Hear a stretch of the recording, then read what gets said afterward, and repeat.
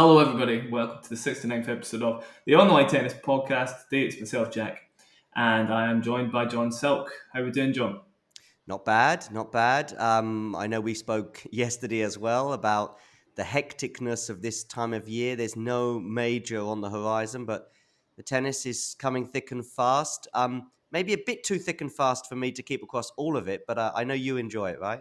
I love it, yeah, John. But there really has been a lot. Again, Guadalajara, one of the biggest events in a while, was on the women's side, and then we had 3 ATP events at the same time: Antwerp, Stockholm, and Naples. So we'll have plenty to talk about today. I was hoping to start with Guadalajara, actually, John, if you're happy with that. Absolutely, yeah.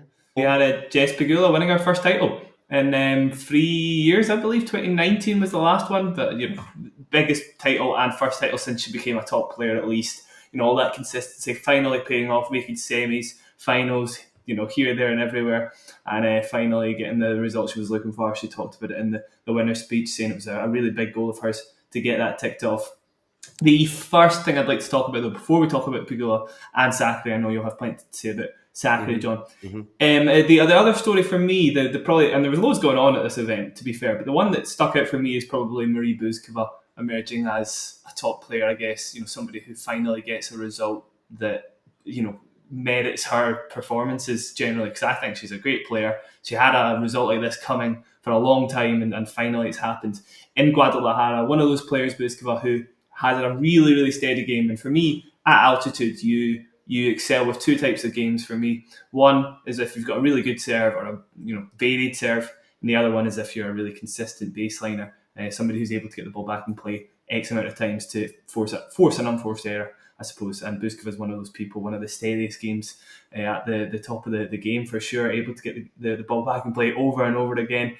She's now going to be top 30 in the world. She should have been top 30 a long time ago, but obviously quarters in Wimbledon not counting towards her point tally. Mm-hmm.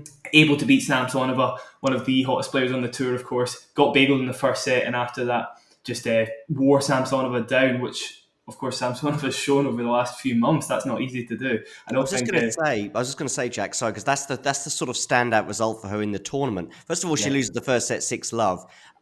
But I know how big a fan you are of Samsonova, so maybe perhaps that also accentuates your feelings of what a good tournament it was and what a good player she is. Yeah, for sure. And I really think beating Samsonova with defense, one of the most offensive players on tour, of course, Samsonova, is not easy. And Guadalajara maybe is one of the only tournaments, given the altitude, that it could be done, I suppose, because she seems so steady in nearly any other type of condition.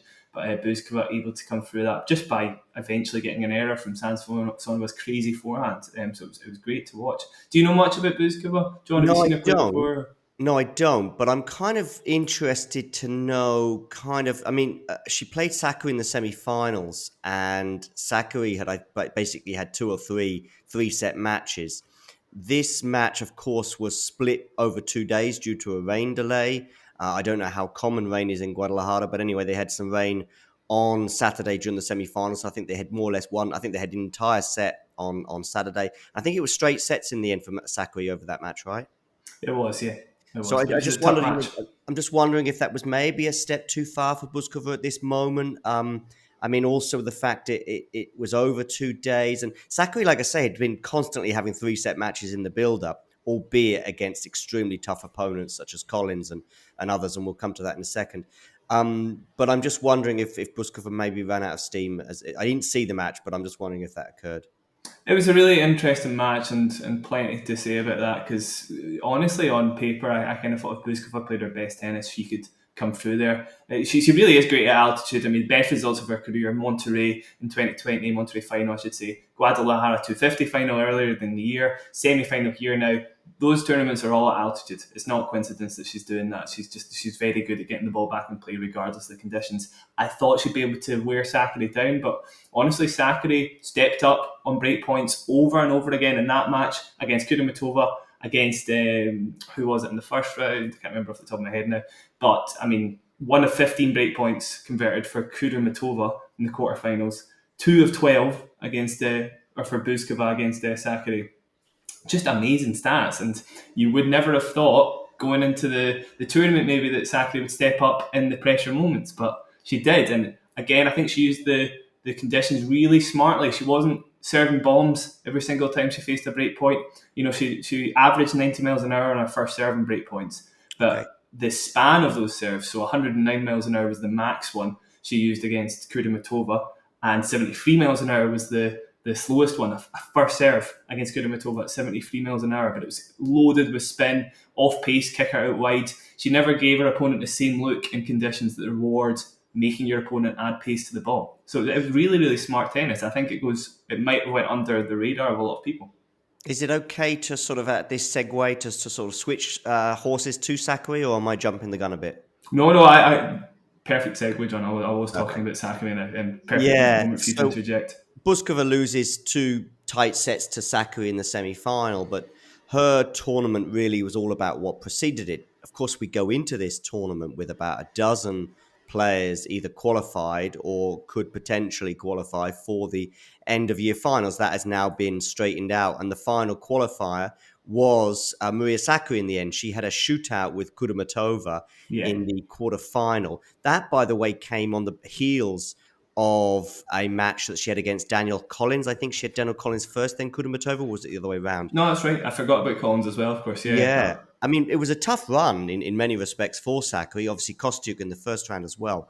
But Daniel Collins has, not played that many tournaments this year. When she has played, she's done particularly well. And I think she's unlucky not to make the WTA finals in itself, just because she just hasn't played enough tennis, really, because whenever she has, she's done, as I say, pretty Yeah. well. I mean, she had a decent run in New York. She had obviously got the final in Australia, amongst others.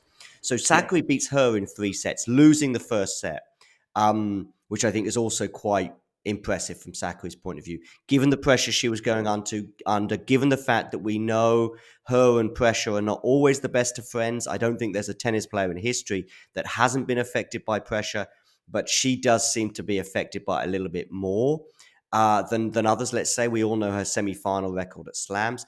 So she gets over Collins, but this is the now shootout between her and Kudermetova in the semi-final, in the quarterfinal, because basically the final WTA place obviously comes down to those two. Once again, Sakkari rises to the occasion. We will come to the final, of course, very, very shortly. But I do think the broader picture, and I think we saw her smiling in defeat in the final, as she probably realized the broader picture, it was kind of mission accomplished. There will be a lot of, I'm not saying, there's positive spins and negative spins, and we will come to the negative spins in a second. But there are many positives to take from this tournament, particularly she's not been in a Masters final since Indian Wells. I think it was when she lost to Swiatek. So, what's been a pretty barren 6 months with early round defeats, losing to Muchova at the French Open, I know was disappointing, although Muchova did play a really, really good match that day. So I'm very pleased for Sakkari in that respect. Now, flip side, the final. I saw 1 or 2 balls that she sort of appeared to not be chasing down, even not like near the end of the match. And by the way, she was facing basically defeat, and she did manage to get one of the breaks back on Pegula in the second set. She loses in straight sets, unfortunately for her. But I just saw a little bit of not running things down. What I could see from her in that match against Pegula was one of 2 things. It's either fatigue or it's pressure or lack of drive. I wouldn't ever suggest she's got a lack of drive. I think she's as determined as anyone. But what struck me was, I mean, she's very, very well known for her extreme levels of fitness, arguably the fittest person on the tour. So the excuse of having played, obviously she played a set the same day. She played the set. Is that valid? Could I possibly give her that as a reason?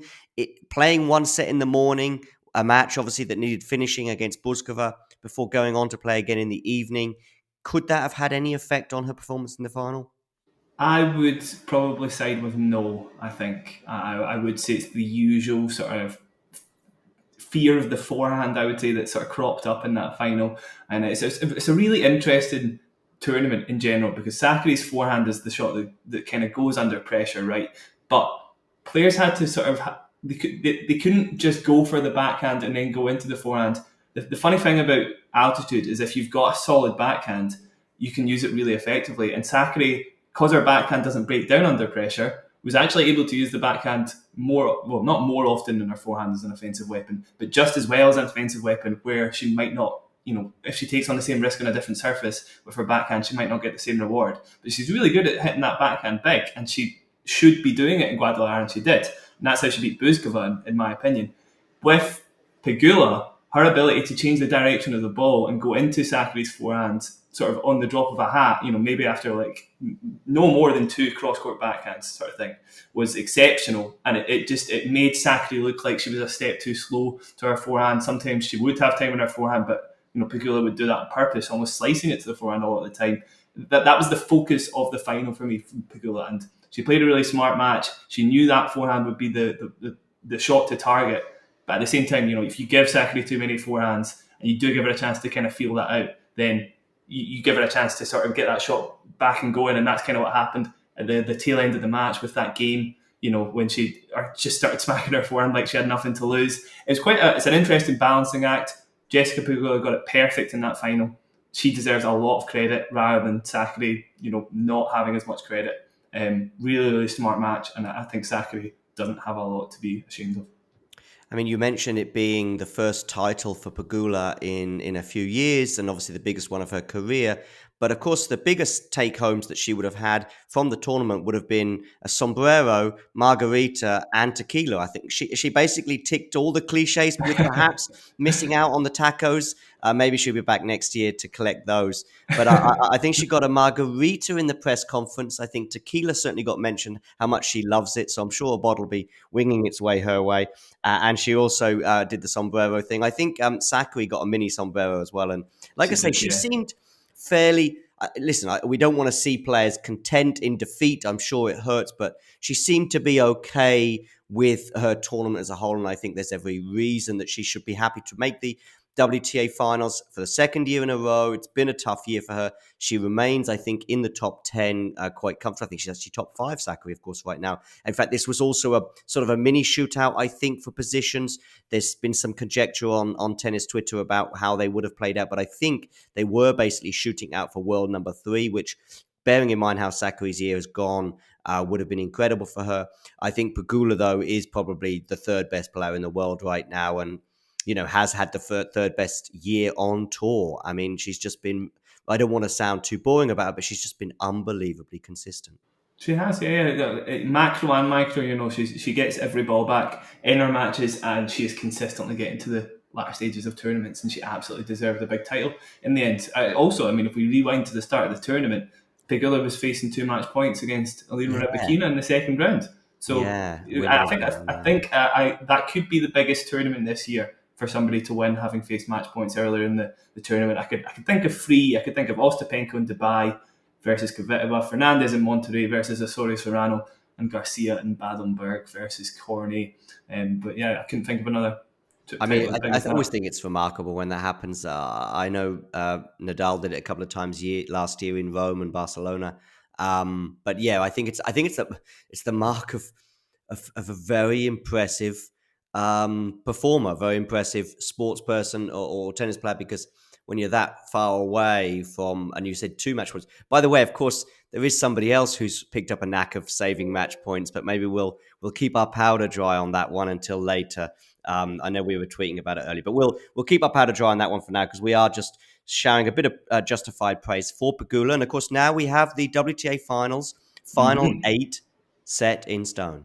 Yeah, I'd love to talk about that very quickly before I move on to the men's tournaments. Of course, I'll just give you the listeners a rundown of the players and their sort of claims to fame this year. Swiatek, don't really need to say much else apart from 19-1 against the other competitors. Dominance on another level. You don't really need to know anything else about Swiatek's season. I think everybody knows already. Can I just interrupt you a second with that stat you just mentioned? Yeah. I think she's had an incredible year. She's had a very, very, very remarkable couple of years, if you go back to 2020 in the French Open. And she's won all these. She's been unbeaten for so long. She's won 2 majors. She's won 8 or 9 tournaments, is it? Something like that. But that 19-1 is insane. Again, could be the best of the lot, right? As a stat, I mean, you want trophies and stuff like that and world number 1, but That is an insanely impressive stat against your closest rivals, if you like, from the whole year. For certain, yeah. I think Garcia was the only one in Warsaw. It's just absolutely crazy stat. The other ones as well. Jabeur, finals at Wimbledon, US Open, won the WTA 1000 in Madrid, 11-1 during the grass season. Pegula, of course, won in Guadalajara, final of Madrid, quarters in 3 of the 4 slams. That's that consistency again that we were talking about. Lost to the eventual champion in all 3 of those, by the way. Golf, French Open finalist, quarters of the US Open, quarters of Toronto, Guadalajara, and Doha, all WTA 1000s, but no titles. And again, Sabalenka, semis of US Open, Rome and Cincinnati, finals of Stuttgart and Hertogenbosch, and awful start to the year generally, but picked it up nicely. Also no titles. Garcia took a while to get going, but eventually titles in Cincinnati, Warsaw and Bad Homburg, only player to win on all 3 surfaces. Semis of the US Open, final 2 to round it off. Kasatkina, titles in San Jose and Granby, semi-finals of the French Open in Rome. And Sakkari, of course, finals in Guadalajara, Indian Wells, St. Petersburg and Parma, semis in Doha, also no titles. That's 3 players in the WTA finals without titles. I did make a very quick tweet about it earlier this week. It's I believe since the format changed in 2002 to round robin, there has been 6 other instances of players getting to the finals without having won a title. And there's 3 alone this year. Exactly. Yeah. So it's kind of wild. Yeah, I think the end of year finals can, on both men's and the women's side, can give us not a surprise winner because you've got the 8 best players of the year, but they can provide. I mean, Paolo Badosa, I think, who was it? No, Muguruza won it last year, and we all thought she was going to have an amazing year, but that hasn't panned out. So, but I just at the moment I can't see, because Pegula, by the way, her nemesis is Swiatek. Swiatek wasn't in Guadalajara. Hey presto, Pegula wins, if you like. Whereas she will be there, and I think that would just put the crowning glory on an almost flawless year, certainly an almost flawless 9 months, probably Wimbledon aside, which is not, she wasn't going into that as a favorite anyway. So you can't. She would just put the icing on the cake for her year if she was to win those finals, and I'm sure she's desperate to do so. She should be the favourite for sure. I think the conditions don't drastically impact her game. Indoors, maybe somebody with a good serve will have a little bit of an advantage where they wouldn't have at other tournaments. But overall, Swiatek still should be the favourite. She got to the final of Tallinn or Ostrava even when she lost to Krejcikova, and that was fairly standard for her. She just had to raise her level a little bit to get there. Maybe Sakkari, she's got a great serve. She should be a really good player indoors, but the nerves would just be too much for me in a final. So she should be the favourite overall for sure. I just want to touch on that altitude point you made about Guadalajara. Of course, funny enough, Pegula said in her press conference afterwards that she almost didn't go because she doesn't like altitude, but she did win Madrid. I know, yeah. Well, she got to the final of Madrid. I got to the final, got the final. But I was thinking exactly the same thing, John. Really, really odd that she said that, because her game should be built for altitudes, right? She can get the ball back into play regardless of how volatile the conditions are. So very surprised to hear her say that. I guess she just had a bad record there. Her game matches up with it well. So well done to Jess Pegula. Quite right, John. Really, really big title for her and really big moment for her. All the best in the WTA finals. I'm happy to move on to the men's tournaments, John, if you are. Yeah, absolutely. I probably err towards Stockholm because I just probably know a little bit about more how that week panned out. We had Holger Rune and Stefanos Tsitsipas in the final. Is there anything you'd like to talk about in the preceding rounds? Not really, actually. I thought that was the biggest story of the week. Plenty to talk about by RE Tsitsipas and Rune individually. What were your thoughts first, John? Listen, there's been a lot of rightful praise for the Dane, Holger Rune, and the way he performed in the final. I think he dropped 2 sets en route, but it was a straight sets win in the final against Stefanos Tsitsipas. He only faced 1 break point throughout, and that told its story really because he was rarely threatened on his serve. Conversely, Stefanos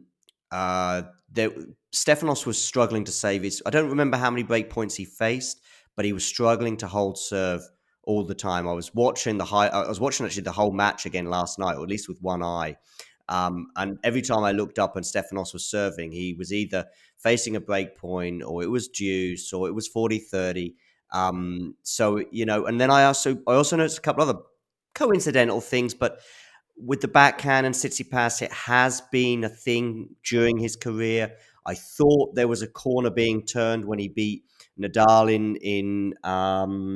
in Australia in 2021. Yeah, of I course, yeah. remember how just almost flawless for 3 sets his backhand was there, having lost the first two, and he had a great clay court season after that. But there were two backhanders that went into the net yesterday during not a lengthy rally, but an 8 or 9 shot rally, and both coming at pivotal moments. In that, one was when I think he was broken serve, perhaps I think it was at the beginning of the second set. I think it was 1-1 and he got broken, or 2-1 he got broken, and that was a backhand into the net. I'm pretty sure that was the break with the back, and then it was also match Yeah, point as well, and both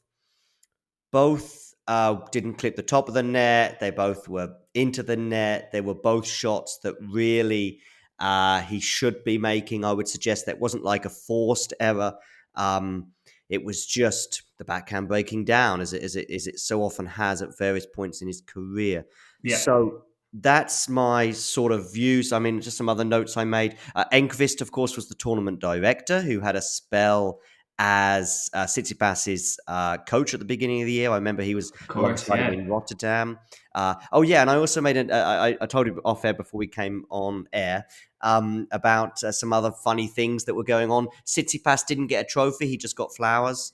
Yeah, And he said he was quite pleased that he didn't have another runners-up trophy, because I think that's 5 out of 7 finals he's lost this year. yeah. He said he was happy not to be reminded that he got another runner-up position.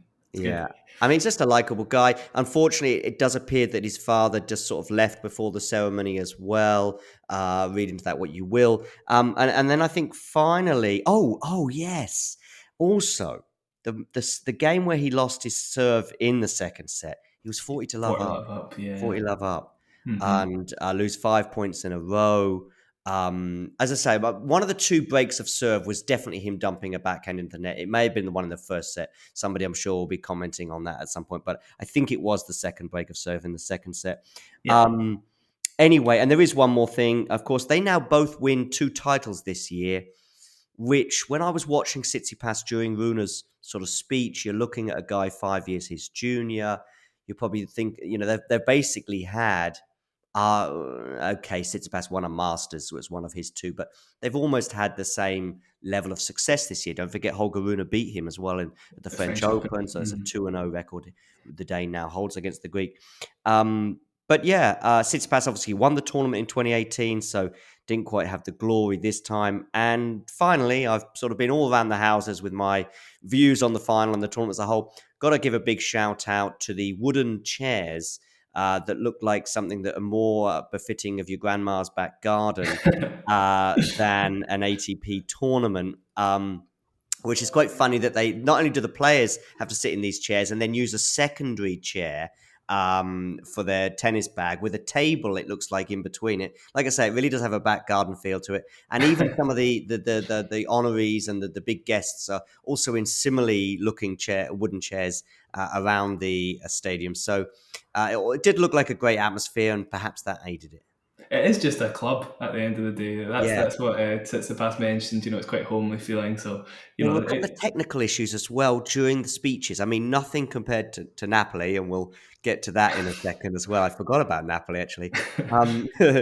Anyway, so many unforgettable moments from Napoli, and most of them wonderful. But yeah, they did have a couple of tiny technical things during the speeches, and I thought, okay. But perhaps that adds to the sort of club. I say the technical, just the charm. microphone sort of feedback and that kind of thing. Yeah. Plenty to add on that apart from the charm of the club, of course. Tsitsipas's backhand, yeah, is starting to look like a weakness, certainly on hard courts. But honestly, let's give him a bit of credit. So he's lost 6 hard court finals in a row, but 12 sets in a row, by the way, in those 6 finals. Ooh. But the opponents are Rune, Djokovic, Choric, FAA. So I would say Felix is probably the kindest matchup out of the 6. Zverev and Djokovic. Now, Felix is the kindest matchup out of those 6. That's saying something, obviously, because Felix is a hell of a player.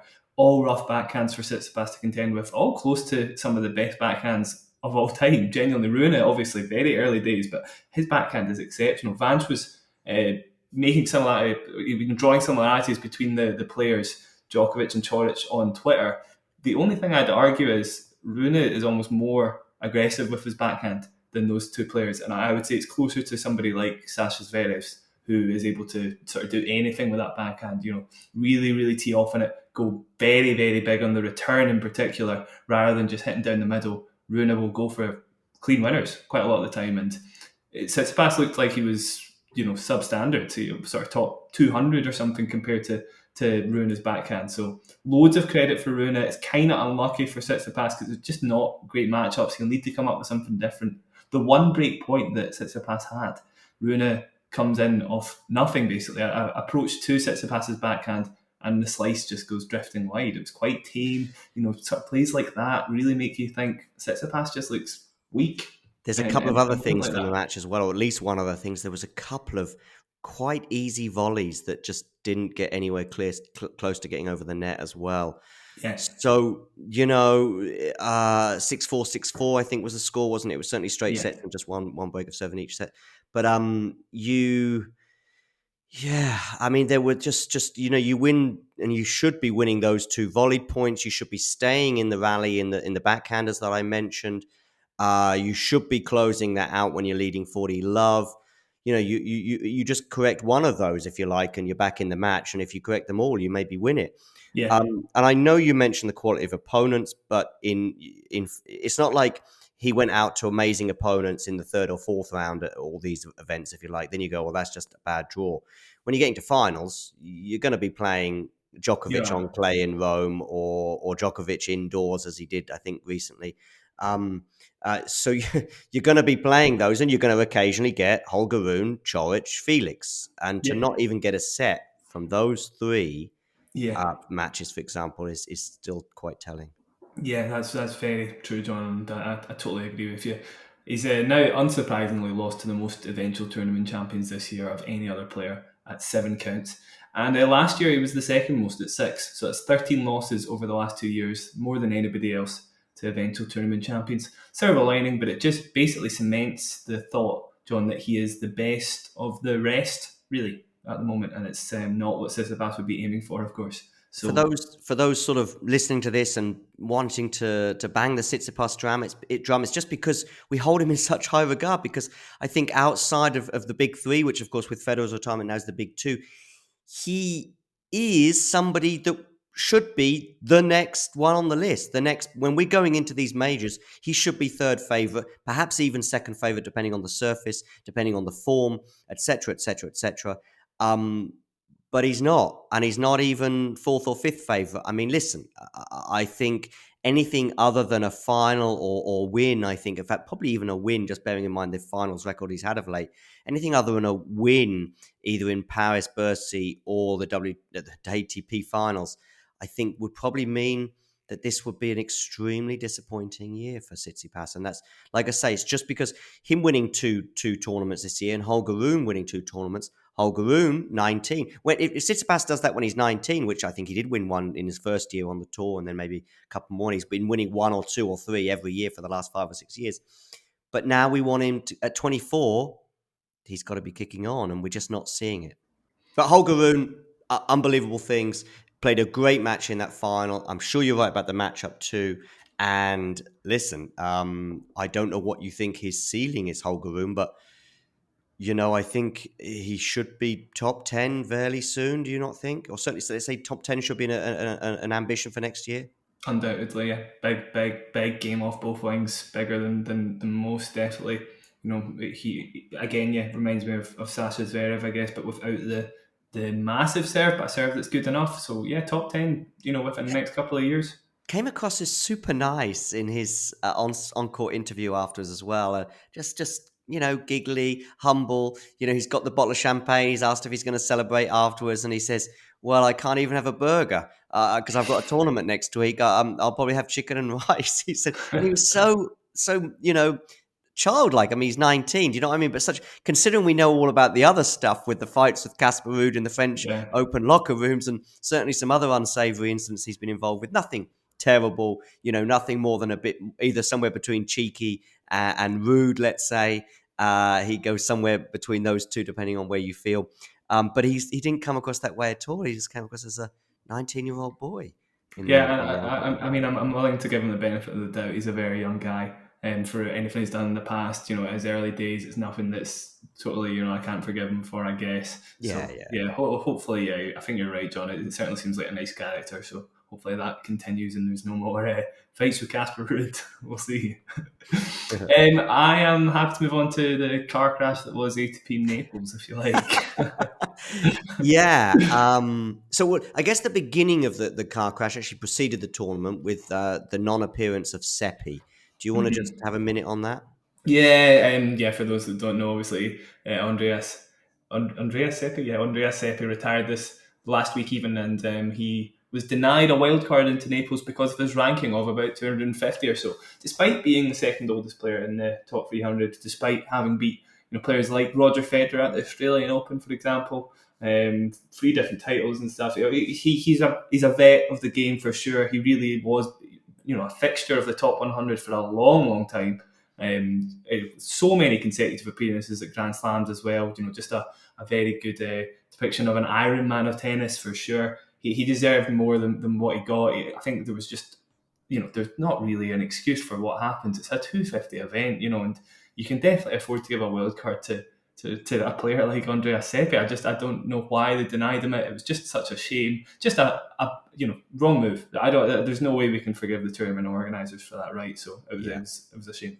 Yeah, I couldn't really add too much more than that, other than we did touch upon it ourselves last week as well. Just that I just can only think that they just didn't think about it. But by the way, there were plenty of things that they didn't think about. They didn't think about, for example, that the city where they're hosting their tournament is on the coast. And when you have a tournament on the coast, and we've seen other tournaments, Monte Carlo is, I think, probably the most famous one where it's by the sea. But for one reason or another, Monte Carlo doesn't seem to be affected, perhaps because it's a clay court. That could be an influence on that. Because what Naples, suffered from was because it's so coastal, the sea air was sort of drifting over the court and making the hard courts quite damp. Yeah, was that also why the courts were bumpy, right? Or I know there were bumpy issues too, but as far I as think I'm aware, that's they must be besides it, right? separate. Yeah, they That must be was separate. two separate issues, right? Yeah, they must be. I mean, but I've never heard sea air causing a bumpy court. They also had to, even before the tournament, I think last minute, they imported the court. I say import, I don't know what even though it was. They had to transport, perhaps. I need to get my export, imports, and transports right. They had to transport the court in from Florence because I think the previous surface just wasn't working. So they had to kindly lean on Florence's shoulder, so to speak, to get a last minute replacement for that. But we had players slipping. We had, who was it who said, lots of Italians playing despite Seppi's absence. Of course, we had 2 Italians in the final, but Yeah. we'll wait for that for a second. I'm just trying to think, who was it? Was it Mutet or somebody of that ilk who complained about the slipperiness of the court and saying they might break their leg or something like that? Probably Mute, right? Someone. Mute. Let's say Mutet, but Ramos whoever. Vinolas had words to say about the bumpiness as well. Just constant complaints. They didn't start till the second day of play, right? Because they had to replace the court surface. Yeah. So, I mean, it couldn't have been much worse. And then in the final, we didn't get footage until about the third game or so, right? Well, we did get footage, Jack. We just didn't get footage of any tennis. We got footage of Naples highlights, and so we had the score. I think in the bottom left, it was Berrettini. Berrettini Musetti, is that right in the final? Yeah. I mean, actually, I didn't watch. I'm aware of what happened, but you had Berrettini Musetti. I think they were on serve for the first couple of games. It was certainly fairly tight, and you just saw the score in the bottom left. With the sea that's already been mentioned once in terms of the trouble it caused the tournament, but the tournament obviously felt generous enough to include it again. I think this was a Naples-wide problem. By the way, there was some kind of issue. It clearly couldn't have been an outage, I guess, but something technical that was Naples-wide. Unfortunately, that most people's TV feeds were out. I don't think it was just the tournament, although I could be wrong on that. But it still just added to the mirth, if you like, of just seeing the score sort of roll by while you're just looking at the Italian Sea. It honestly was wild. It was quite surreal. I've not really seen that. So many things go wrong at one tournament, but it'll be interesting to see if it happens again next year. Is it the first time they've had an ATP event? Yeah. So, Yes, hey, yeah. listen. I mean, listen. I think the Seppi thing. Come on. The other things are not great, and if I was a professional, I'm sure I'd be bothered by it. But they are surmountable, let's say, and hopefully they can learn from it for years ahead. I hope they don't. Listen, maybe this is me being a bit soft, but I hope they don't lose this. But they had two Italians in the final, so let's talk about Yeah, that. yeah, exactly, and it was a good final. You can kind of forgive the other stuff considering it ended on a very high note.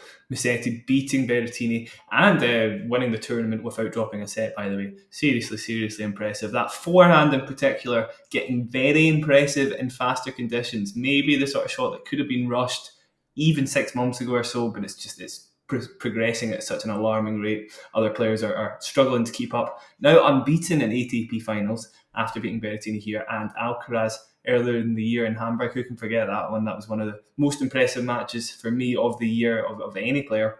Claimed an 82-minute opening set that proved crucial, of course, as Berrettini carried a slight injury in his left foot. Didn't make much of a difference to how everything played out, but I would just say now Berrettini, I think he's been carrying that injury for a while. The latter half of his year, he's put 53% of his first serves into the court from July onwards. Okay. Before that, oh no, not for that's very low. Sorry, 53% of his first serves in this match, I should say, 61% from July onwards, and 66% from January to July. So that's about a 5% drop of first serves in the court.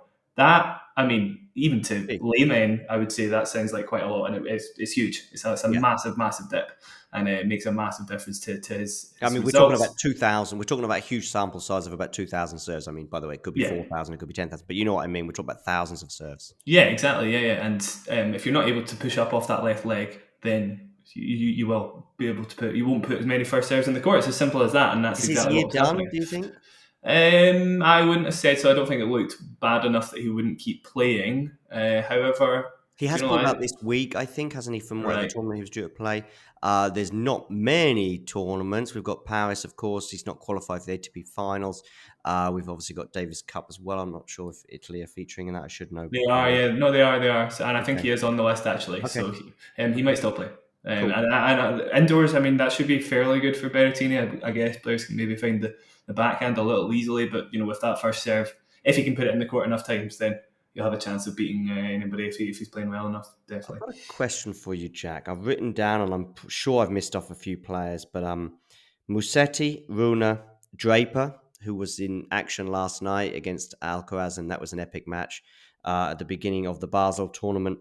I hope I'm not saying anything I shouldn't be saying because we're looking back at last week, but That's fine. That's fine. No, you can Alcaraz mention that. prevailing in 3 sets there, and that was an amazing match. So be sure to check that out. But there'll be plenty of time to look back at that. But so we've got Musetti, Rune, Draper, Korda, and Brooksby. I just wrote down these 5 names. Which one of those? Which one of those will be getting into the top 10 first? Do you think?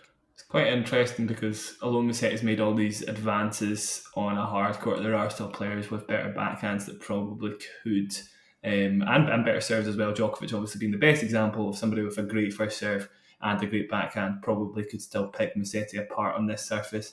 But if Musetti keeps making improvements like this, him on a clay court could be seriously scary.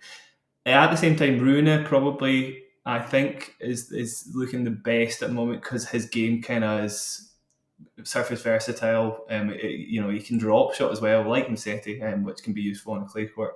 But yeah, his game's just big enough that he probably has got the most potential, I would say, of those players for me. Yeah, I mean, Musetti is, I think, currently the highest rank at number 23. Was it Musetti who took 2 sets off Djokovic at the French Open Yes. before? Yeah, exactly. So he Yeah. won the first 2 sets. So him and Holger Rune are quite close in the rankings because Holger Rune is now up to 25 in the world, having won in Stockholm. I just think I'm not saying that this is the highest ceiling. I'm not saying that this is the person who will have the best career. But at the moment, if you had to force me into corner, I'd probably say Holger Rune will be the first one of those to break into the top 10. Some may think, for example, maybe I'm getting carried away with Draper. Even maybe he won't, even make the top 10 anytime soon. But things are looking good for the Brit. But listen, I've digressed. I guess we should move on. Yeah. Definitely, yeah. My closing note would just be look out for Musetti on clay. And that's 2 years in a row he's lost from 2 sets up at the French Open. That's not going to go the same way every year he goes there. His game's incredible on a clay court. Seriously, it is. So he could do big things. Definitely a Who semi-final did at he the lose French to this Open. year? 2 sets up against? Tsitsipas. Oh yeah, right, yeah. Yeah. Well, that's not. Listen, you don't want to be losing any match from 2 sets up, but to go out the French Open to the 2021 finalists in consecutive years is not too bad on your resume. Exactly. Yeah, good way of putting it, John. You're quite right. Happy to move on to Antwerp now. Yeah. And the first thing before we talk about the final is Dominic Thiem back on the tour. Is it early enough for us to start saying that? Because it looks as though the results, speak for themselves. That's 3 consecutive weeks where he's had very, very good results, beating top 20 players. Hurkacz, and he beat Serendullo twice, I believe. This match against Hurkacz in particular, seriously impressive. One of those matches that could have went either way, and Thiem kind of seemed to be on the losing end of those for quite a few months. All of a sudden, 3 match points saved. One of them, by the way, a 143 mile an hour serve down the tee that Thiem was able to get back into play, and Hurkacz misses the preceding forehand. So, I mean, and then shot of the week, by the way, if you haven't seen it, go watch Thiem's backhand pass down the line of a Hurkacz kick serve out wide in the final tiebreak. So impressive. He lost to Korda in the next round, but I mean, that was another close one. He's actually had a great tiebreak record this year of 75%, so to lose that final tiebreak in the semis was a little unlucky, and honestly, if he keeps going in this direction, he'll be winning big tournaments again, right, John? Yeah, I couldn't agree more. Can I do a little plug? Yeah, go. I will be doing a show in a couple of hours from now, or at 4 p.m. UK time, 5 p.m. Central European time, with Jethro on Talking Tennis. We'll be doing a show on Dominic Thiem and whether he's back or not, let's say. And so we'll be elaborating on that topic. But I will add a couple of things to what you've said. For me, I don't know if it's the turning point, but for me, the moment I thought there could be something happening here now for Dominic Thiem was actually at the US Open. He lost, I think, in 4 sets to Carreño Busta, who was just off the back of winning his first Masters tournament. For many people at the US Open, that was their dark horse for the tournament. It was a really rough first round draw for Dominic Thiem. But I think Thiem was up a break in the first set. He was down 2-0, gets it back to 2-1. It may not have been a breakup in the first set. It might have been in the fourth set. Put it like this. It was just so close. It was so close that this could have been the semi-final of 2020, if you like. I know they were on separate halves of the draw that year, but you know what I mean? They were both in that, felt like in that sort of form. They were both closely matched, if you like. This was not somebody who could barely or couldn't win a match at all, as it was for Dominic previously. So I saw him play on clay, and I think it probably was in Austria, in that sort of post-Wimbledon clay court swing, whatever you want to call it. And I saw him there, and I didn't get the same level of confidence, if you like, and maybe confidence is the right word, that I got from that Pablo Carreño Busta match. And he's gone on since then to continue. And now he's competing with Korda, Hurkacz, etc. He's competing with potential winners of ATP 500s and Masters. Yeah. I don't think it'll be very long before he's he's already beaten Hurkacz, but I don't think it'll be very long before he's winning quarterfinals and semifinals at these events too.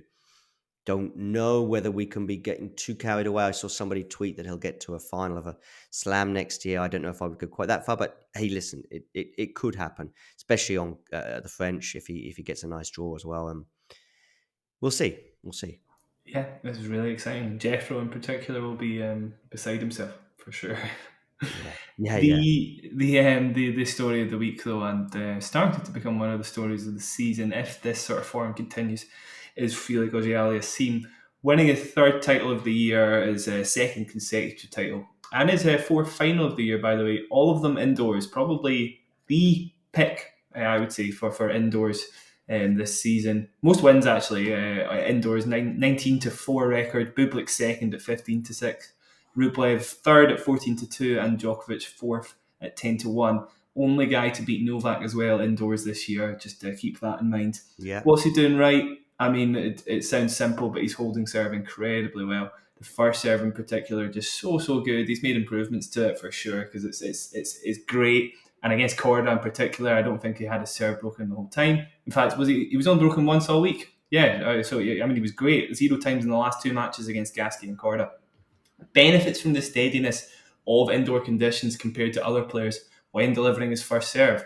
If you look at Rublev and Djokovic, some of the other players in my list there, he won 2.6% more first serve points indoors than he would have on all hard courts in general this season. For Rublev and Djokovic, it's a 0.6% increase for Djokovic, 1% increase for Rublev.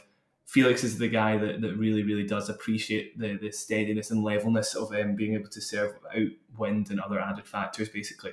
So it really, really does help him. Bublik actually had the highest leap of all of them going indoors, but obviously also has the worst first serve in percentage of last year, 8th worst this year. He doesn't put many in the court compared to the other three players I've just mentioned.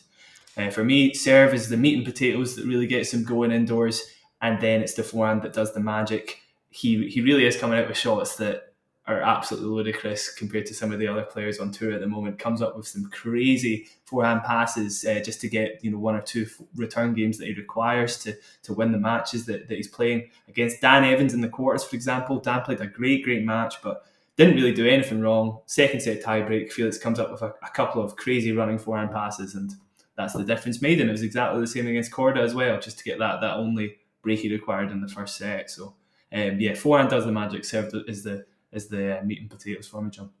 Yeah, and of course this is a player, Felix, that lost his first 8 finals of his career before beating the now serial runner-up that we mentioned earlier, Stefanos Tsitsipas, in Rotterdam in February. That was a corner of sorts to turn for sure, because he's obviously gone on to win more titles since then, including, is that back-to-back titles you said he's just won? Yes, yeah. So, and that's 3 for the year? That's 3 for the year, yeah. 3 for the year. I mean, I think there have been some disappointments. He was extremely unlucky to draw Maxime Cressy in the first round of Wimbledon, going out there in 5 sets, but that will be a disappointment, bearing in mind that perhaps grass might well end up being his best surface. But, generally, I mean, he was obviously a match point against Medvedev in Australia, albeit on Medvedev's serve, and it was just unreturnable, I think, from Medvedev at that point. But it's been a pretty successful year. He's 21, so he sort of falls still in that category of, we can still be a little bit patient as long as we see progress. And I think we've seen that with him. And he's probably the one at the ATP Tour Finals, given his indoor record. 3 titles indoors this year.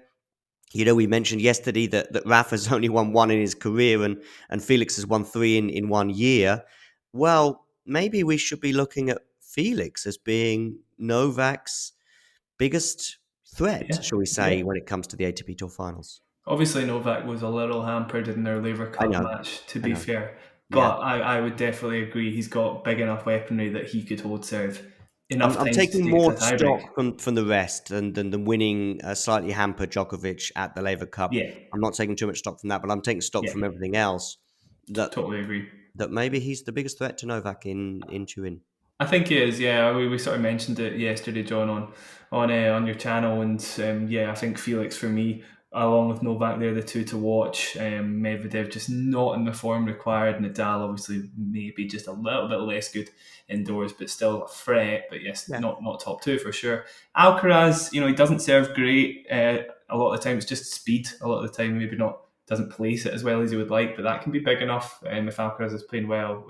We saw that on faster hard courts earlier this year. It doesn't really matter where he's putting the serve because his baseline game carries him the whole way through a lot of the time. Against most players, even Djokovic could struggle against Alcaraz. So those 3 players for me, but with Felix and Djokovic top of the pecking order, are going to be the ones to watch.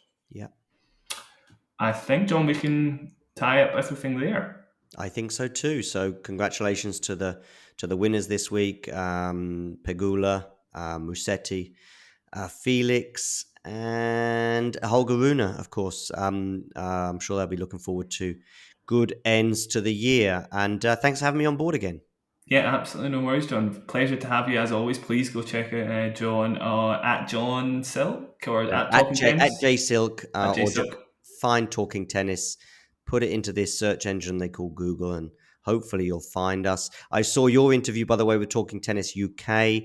There, Yeah. I am going to be doing a bit of a collaboration with them as well, and we're going to be sharing stuff on our websites. I will be having a website myself in a couple of weeks, so that's something to look forward to. But yeah, at Talking Tennis TT is the Twitter account. Basically, you need to check out, give us a follow there, and subscribe to the channel.